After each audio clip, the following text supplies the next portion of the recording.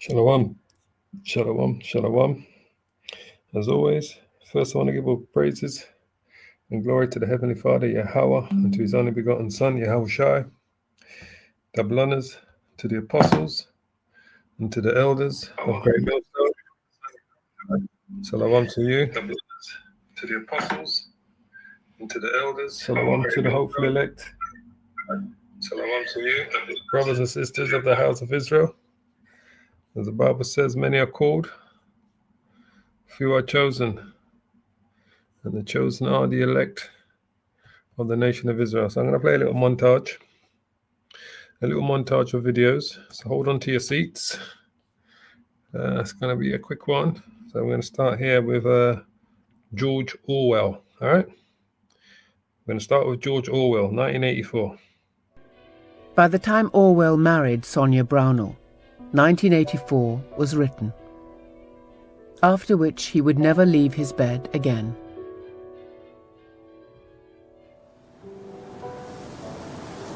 But he left one final warning. 1984 is, I believe, a quite terrifying masterpiece. So terrifying, in fact, I don't think I should like to read another like it. I am not absolutely dissatisfied with it. I think it is a good idea, but the execution would have been better if I had not been under the influence of TB when I wrote it. You once claimed that you have an ability to face unpleasant facts. Is that what you've demonstrated in 1984 by drawing an accurate portrait of the future? I think that allowing for the book being, after all, a parody, something like 1984 could actually happen. This is the direction the world is going in at the present time.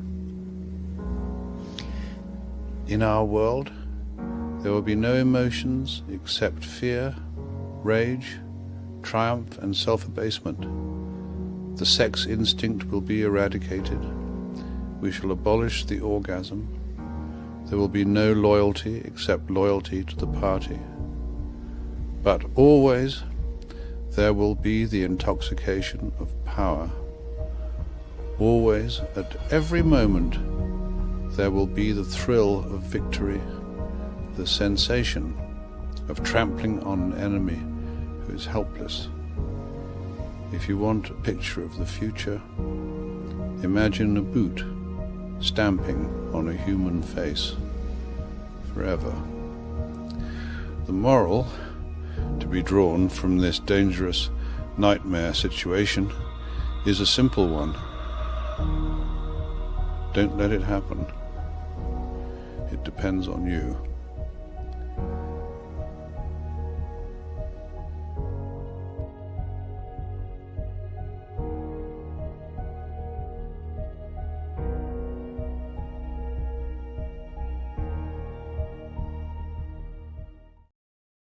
He died in 1950. He was 46 years old. So that was the first major warning that we had about this global elite MOTB system rollout, basically, where it is heading to this total control. That was George Orwell. He was 46 years old and he died in 1950. All right? Regarding the book that he wrote called 1984. If you've not seen the film, 1984, if you like to read books, 1984, I implore you to either watch the film or read the book. All right, so that was his warning in 1984. Now we're going to play you Alan Russo's warning this was just before he died, a few years before he died, around the year 2002. Banking industry, what they wanted to accomplish, and the goals of the banking industry, not just the Federal Reserve System, but the private banks in Germany and England, all over Italy, all over the world, they all work together. They're all central banks. And they're all part of the Communist Manifesto. You know, central banking is one of the major planks of the Communist Manifesto. We talk about America being a capitalistic country, but yet at the same time we have a central bank that plans everything for us, right? And the graduated income tax is another plank of the Communist Manifesto, right? So right there you have two major planks of the Communist Manifesto that have been brought in because of the Federal Reserve System, okay?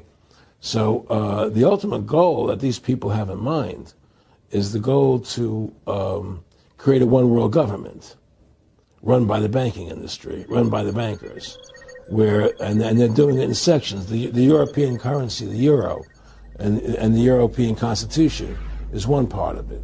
Now they're trying to do it in America with the North American Union, right? And they want to create a new currency called the Amero, right?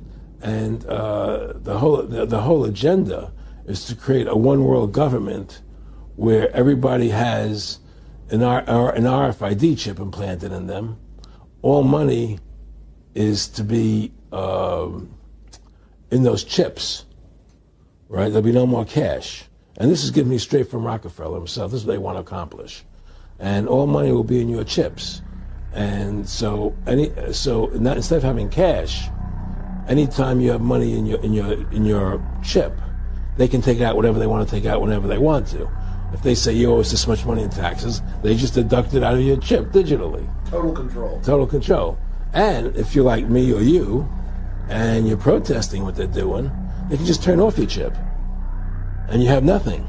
You can't buy food. You can't do anything. It's total control of the people.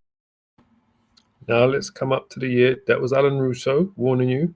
Now we're in the year. That was around about the year 2000 when he did that interview, right? 25 years ago. All right. So now, 25 years later, let's come up, see what's being said now. Issue, but honestly, it seems laughable, Caleb, that Macquarie Bank, all right, not the one we think is the sort of the retail bank that most of us do our daily banking with, but they're going to get rid of cash out of all their branches, right?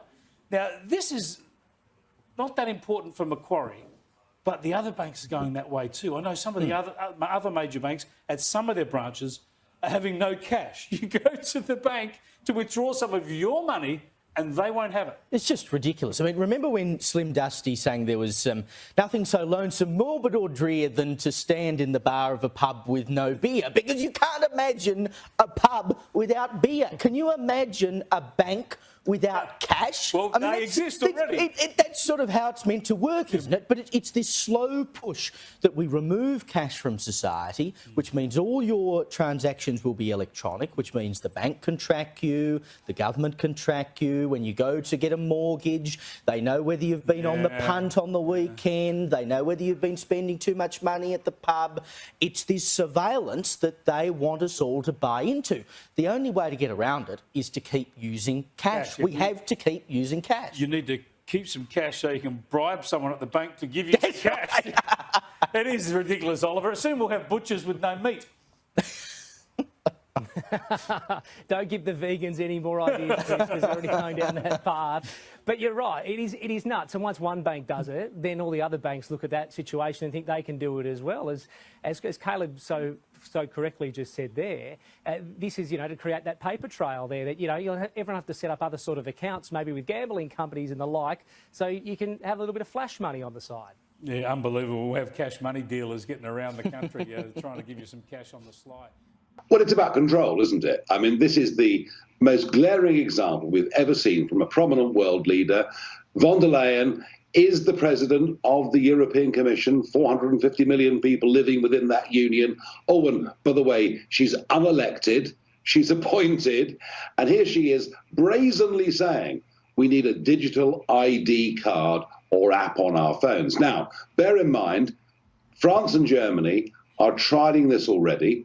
The European Union, she wants this to be enforced by the early 2030s and, may I add, backed up by a central bank digital currency, living in a cashless society.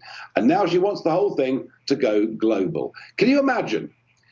On this ID card will be not just your date of birth, your gender, your eye color, your height, your approximate weight. There will be your vaccine status, your financial status, and goodness knows what else will be on that card. Can you imagine this data falling into the hands of bad actors? And if you think about it, I speak as somebody who's recently been debanked as a result of his political opinions, and this is happening in America too, as you well know, to lots of people. If we're not careful, we head towards a Chinese-style social credit system where unless you go along with the views of a day, you become a non-person. I cannot think of a more dangerous initiative than this. Yet the odd thing is you picked it up and you tweeted about it earlier on today, but the rest of the world's media are simply ignoring it. Well, and I think, Nigel, look, you and I have been talking about this issue since the old days, seems like 5 or 6 years ago, when they were moving toward more global government standards. And it's always called the, international norms, and the international community has rules-based international order. But one thing we know is that China will never abide by any rules-based international order that in any way would compromise their own ability to control their own destiny and their own people. So the elites in China would never, just like the elites here, they would never be susceptible to any of the controls for the rest of the people. They always float above the controls. Yeah, I mean, look, for all his faults, President Xi believes in China and believes in the Chinese people. And the same goes for India and many other great countries in the world. The problem we've got is we have to ask a question whether our leaders actually believe in our nation, because they're prepared to surrender sovereignty to the World Health Organization, the United Nations, the EU, and goodness knows what comes after that. And the truth of it is, the world will be a better, more prosperous, peaceful place if democratic nation states cooperate and trade together, not give away their powers to unelected bureaucrats. And that was the Brexit message all those years ago. I now think what our little island did becomes a stronger message for the world, and in particular, after what von der Leyen said. We simply have to say, no, we believe in liberty, we believe in freedom, we believe in the nation state. Well, that was Nigel Farage last year, all right? Hoping that Britain wasn't going to go the same way as Europe, all right? And he was stressing that the fact that we left the European Union, that we wouldn't be going that way because we're not under the European Union controls no more, all right? That's what he thought last year. Well, let's listen to old Nigel this year, all right? So this is what happened, as we should all know, a few weeks ago. As we always tell you, everybody gets the script. Everybody gets the script. Now, this is Nigel Farage this year, 2025. That interview that we just saw was Nigel Farage last year, being interviewed on Fox News regarding the digital IDs being pushed out in Europe. Well, this is him this year. We have not had ID cards in this country for over 70 years. We had them briefly during wartime Britain, but in the end it was decided they weren't doing any good at all and we got rid of them. But they're to come back, but now in a digital form. And of course, the high priest for all of this for the last quarter of a century has been Tony Blair. Here he was just recently reiterating the call. The benefits are clear. Digital ID will make our interactions with each other and with the state faster, cheaper, and more reliable. It will allow us to judge who has a right to be in our country and who doesn't, and so solves one of the major challenges of immigration. The benefits are clear. The state can control every single aspect of your life. They can know where you are at any given moment in time. They can see what money goes in and out of your accounts. They can decide, no. You can't go to Marbella. You've used up your carbon credit for the year. Now, you might say I'm exaggerating, but these are the endless possibilities that could happen with digital ID. And frankly, for me, I saw enough during the pandemic with vaccine passports. It created a two-tier society of those who could go to places, those who could travel, all based on the fact that unless you were vaxxed, you see, unless you were vaxxed, you were a danger because you might pass the virus on to somebody else. Then we learned that simply wasn't true, and yet our freedoms have been taken away for that period of time in a way that had never happened before. I am personally, vehemently opposed to this in every single way, let alone the abuse that could happen if any of these sites are hacked and your data is taken. So I am deadly against. We will have a proper debate with our channel on this subject. But hey, we're told it'll stop illegal immigration. It'll stop people crossing the channel. It'll stop people working in the illegal economy. I, for my own side, don't believe a word of it. Love your views. Are you in favour? You at home? You, the viewers, the listeners, let me know. Tweet, #Farage on GB News, or email farage@GB News. How long it takes a beginner like my dad. So as you can see, all right. So he didn't realize that he had to that memo. Shalom to you, Elder Apostle Tahar. Are you absolutely right? Everything that GMS said is coming to pass. All right, right on time, 100%, Apostle Tahar. Because last year he was saying, well, it's going out to Europe, but it's not coming to the UK because the UK left the European Union, so they can't enforce this on us. Well, the system is called gradualism. Everybody gets the memo, and everyone's got a particular date when they need to push out that particular information regarding the digital ID, which eventually is going to lead us to the microchip, without a shadow of doubt, right? Yeah, the other camps can't see it, all right? 100%, they cannot see it, but that's what's coming. Now, remember, it's all about gradualism, right? Everyone's got the memo, so everyone has to do what's being told. Now, this is part of the gradualism, what I'm going to show you here. Like I said, it's a montage of videos I want to show you, right? This is part of the gradualism here, all right? This is Zoe. Just like you, she uses lots of different cards and IDs to get through her day. What if all Zoe needed was herself? Introducing Amazon One, a free service that lets you use your palm to quickly pay for things, gain access, earn rewards, and more. Let's say you're grabbing your favorite coffee beverage, or heading into the office, or checking out. Just hover your palm and you're on your way. It's as easy as that. Sign up is free and takes less than a minute. All you need is a credit card, your phone number, and your palm. That's it. Since your palm is unique and can't be lost or misplaced, you can get things done quickly and securely. And with more experiences on the way, Amazon One will help you get even more done, simply by being you. Now, Zoe has more time to do what she loves, indoor skydiving. Enter, identify, and pay with Amazon One. Leaven's the whole bread, right? And that's what it is, little by little gradualism. So as I showed you, I wanted to kind of show you the journey, how we kind of got here, right? From George Orwell, right in the 1984 book, and the movie was made, and he warned on his deathbed before he died in 1950. He warned us about this because he was an insider, George Orwell, who knew about it.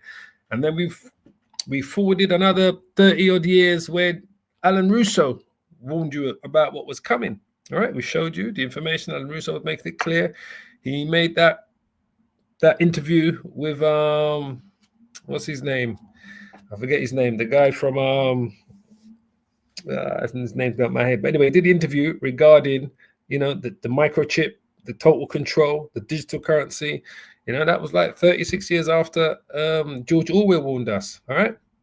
Then we come 25 years later. The European Union was pushing digital IDs over the last 2 or 3 years, where now it's become mandatory. And then Britain thought we weren't going to have to do it because we were outside of the EU. All right. We left with Brexit. We Brexited it. Well, Brexit ain't going to save us from none of this, because this is a memo that went out to everyone, from the elites to all of these government leaders. I don't care who's in power. They've all got the same memo, and they've all got different times where they're going to have to push this.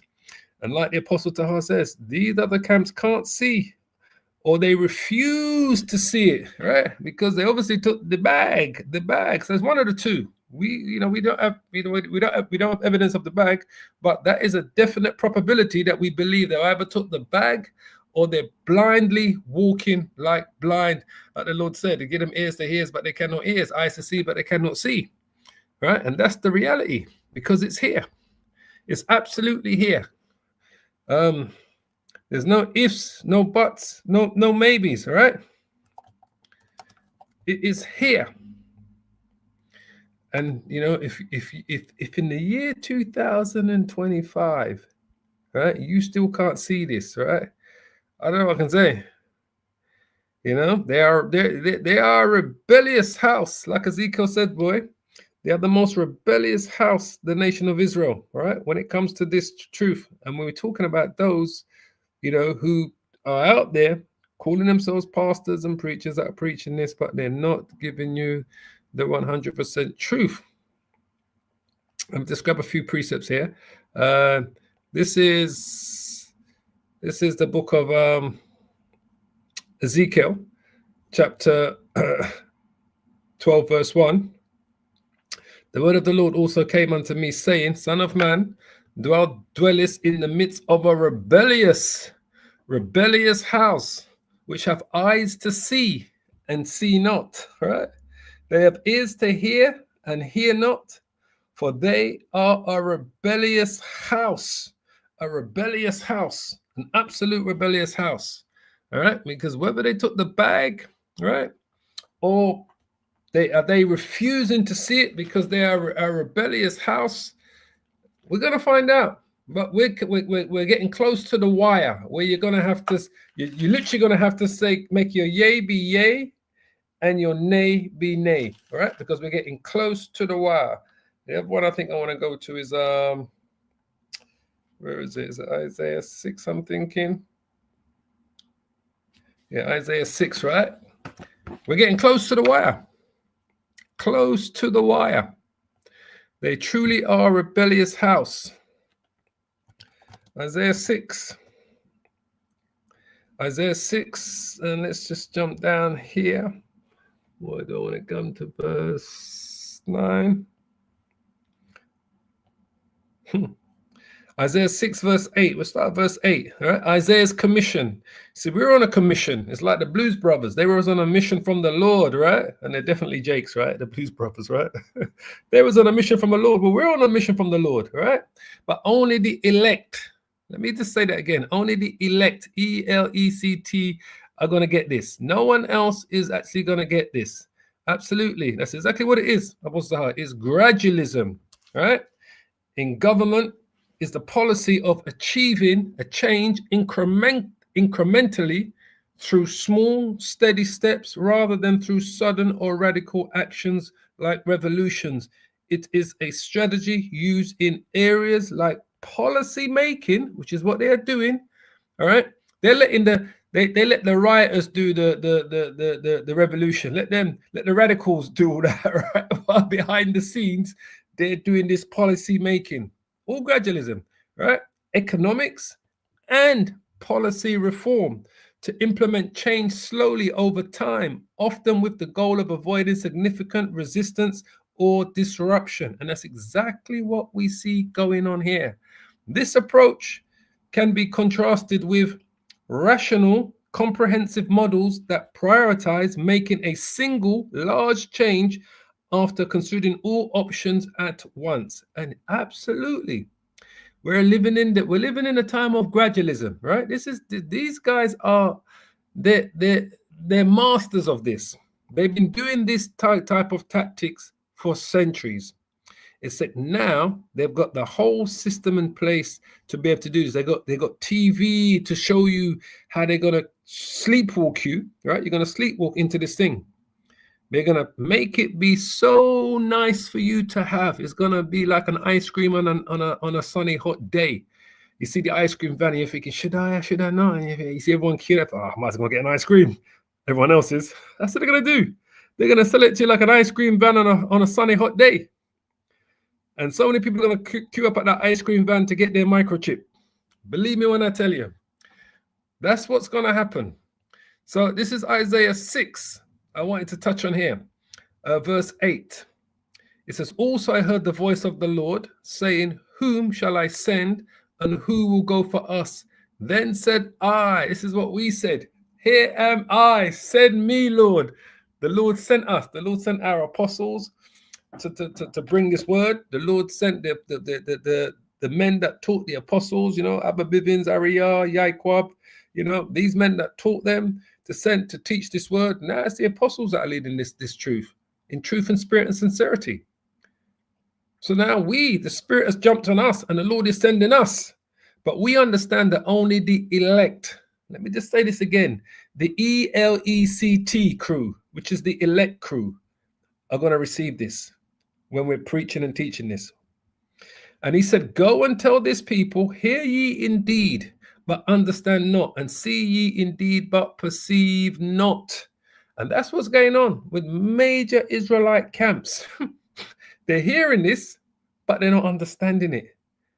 They're seeing it, but they still can't perceive it. So we wonder, did they take the bag, or did the Lord truly absolutely blind them? Did he blind the zombies that are following them in this belief that what we are teaching about the MOTB, that is the microchip, has the Lord intentionally blinded these major camps? Make the heart of this people fat and make their ears heavy and shut their eyes, lest they see with their eyes, because it's so clear as day. So we're saying, man, the Lord must have blinded them. Either that or the Lord sent Esau to drop a big bag of Benjamins in front of them. Unless they see with their eyes and hear with their ears and understand with their heart and convert and be healed. This is so clear. As I said, this is a rebellious house. The Lord speaks about us, all right? The Lord told Ezekiel that these are rebellious people, right? Let's just quickly get to it. Have they eaten the, you see, this is what it's ultimately about. Have they eaten the whole roll? Or have they just eaten a part of the roll, which is the truth, and they discarded the rest? Or did they eat the roll and just took the bag anyway? Ezekiel chapter 3 verse 1, moreover he said unto me, son of man, eat that thou findest, eat this roll, which is symbolically represents the truth, the scriptures, and go and speak unto the house of Israel. So we can say from the bottom of our hearts in the spirit that we've eaten this whole roll, completely eaten this whole roll. So I opened my mouth, and he caused me to eat that roll. And he said unto me, son of man, cause thy belly to eat, and fill thy bowels with this roll that I give thee. Then did I eat it, and it was in my mouth as honey for sweetness. And he said unto me, son of man, go get thee unto the house of Israel, and speak with my words unto them. This is what we've been doing. This is what the elders, the apostles have been doing. The affiliate camps of GMS have been doing. We have brought this 100% truth. We are unequivocally, undeniable, unnegotiable. We know that the mark of the beast is the microchip. For thou art not sent to a people of a strange speech, of a hard language, but to the house of Israel.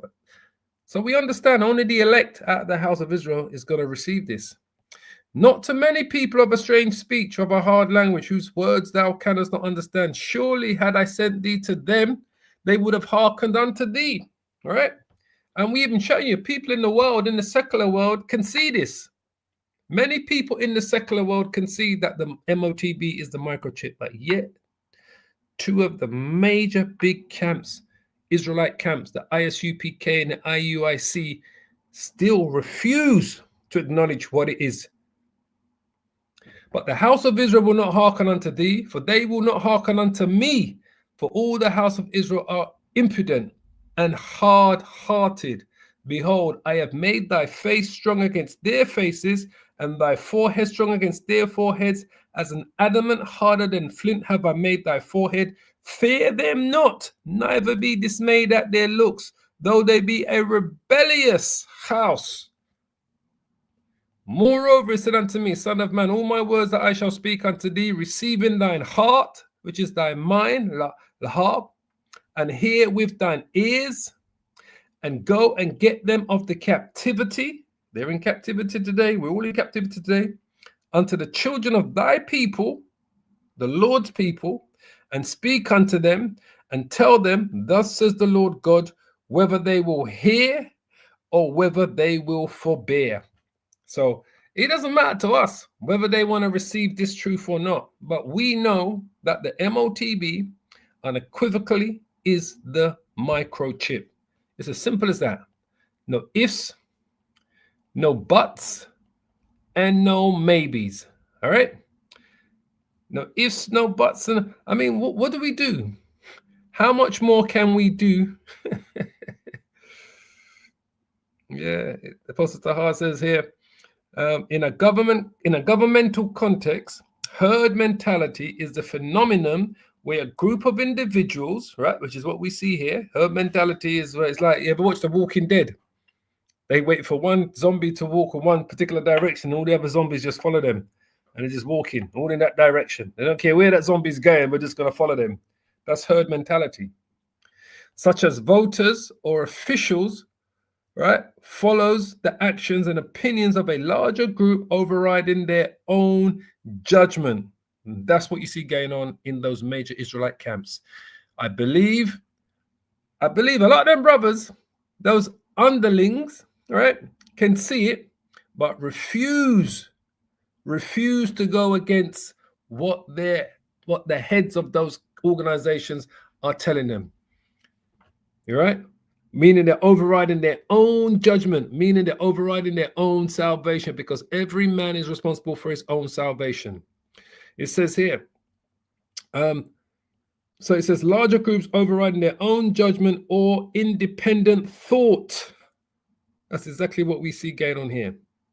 This can lead to behaviors like the bandwagon effect in politics, where people vote for the candidate they believe will win and can be fueled by a desire to belong, fear. And that is so significant, because there's a desire for a lot of these brothers to feel like they belong to something, to be able to have the, I was able to wear the purple and gold, or if you had IUSUPK, I was able to wear all black with those ornaments on my arms and around my head.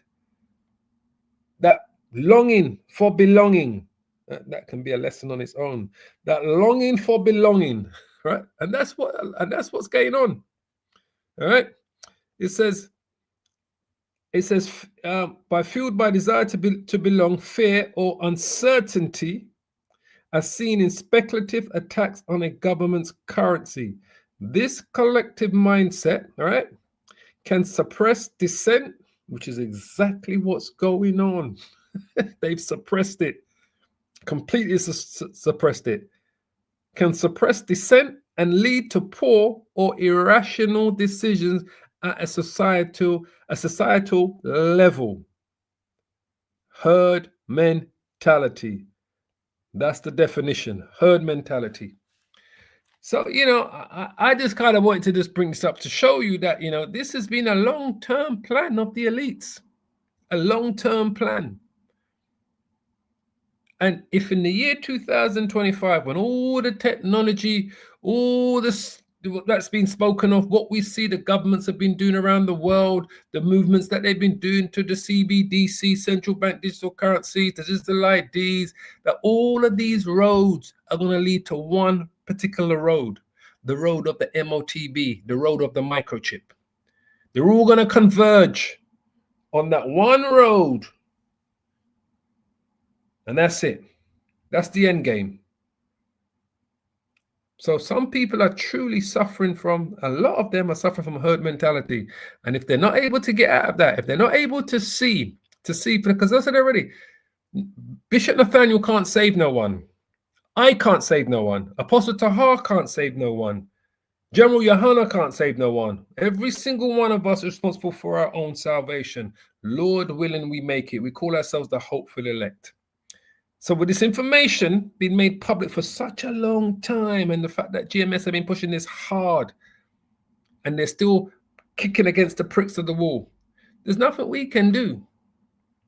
All we can do is do what we continue to do. Preach and teach the 100% truth.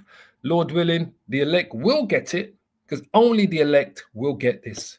So on that note, I want to give all the praises and the glory to the Heavenly Father, Yahweh, and to his only begotten Son, Yahweh Shai. Double honors to the apostles and to the elders of Great Millstone. Shalom to you, to Wada Apostle Tahar, for you engaging in the lesson as well, as always, and for the other brothers that were putting up precepts and engaging in the lesson, to Wada for that as always. As I always say, keep praying, keep safe, repent, and hold on to this 100% truth. Because our salvation is nearer than when we first thought. Truly believe that. Shalom, shalom, shalom. All praises.